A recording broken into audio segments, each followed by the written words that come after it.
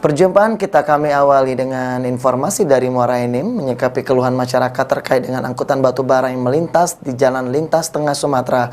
Dalam waktu dekat, pemerintah Kabupaten Muara Enim akan segera ditertibkan.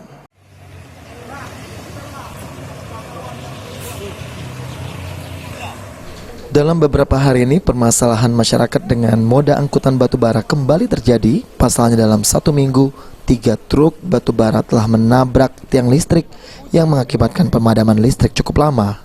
Atas hal ini, warga Karangraja meminta kepada seluruh perusahaan tambang dan transportir batu bara untuk peduli kepada keselamatan dan kesehatan masyarakat di jalur operasional angkutan batu bara hingga ada kejelasan dan tanggung jawab perusahaan tambang. Menurut Riswander, Sekretaris Daerah Sekda Muara Enim, dirinya telah melakukan pertemuan dengan pihak perusahaan tambang dan masyarakat untuk membahas solusi dari permasalahan yang terjadi di tengah masyarakat akibat dampak operasional angkutan batu bara. Pemerintah, masyarakat, dan pihak perusahaan telah menyepakati beberapa aturan dan kompensasi untuk masyarakat yang menjadi tanggung jawab perusahaan, di antaranya identitas sopir dengan truknya harus sesuai sehingga menghindari sopir tembak. Yang sesuai dengan ketentuan, pihak DBU dan beberapa perusahaan yang ada di sekitar itu termasuk MNE, termasuk Tanjung, termasuk Titan, siap untuk membantu sesuai dengan ketentuan.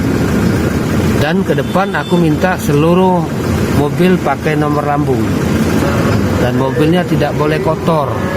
Apabila kotor nanti kita tilang, yang bayar perusahaan bukan supir. Dan tidak boleh parkir di sepanjang jalan Soekarno gitu. Boleh parkir di terminal, mereka bayar. Kalau itu silakan, jangan parkir di itu disepakati tadi dengan perusahaan. Itu besok cek dan saya berikan waktu hanya 2 minggu. Kalau mereka 2 minggu tidak menyikapi mobilnya buat nomor lambung, buat ini jelas siapa supirnya, karena kalau tidak kami suruh putar balik. Tidak kami izinkan. Sepakat dengan Polres dan Kodim. Perusahaan juga telah menyepakati untuk memenuhi tuntutan warga atas kerugian dan mendukung program desa untuk kesejahteraan masyarakat desa yang menjadi rute jalur angkutan batu bara. Pemerintah Kabupaten Muara Enim memberikan waktu 2 minggu bagi perusahaan tambang dan sopir angkutan batu bara sesuai dengan regulasi yang disepakati. Mardiansyah, PAL TV.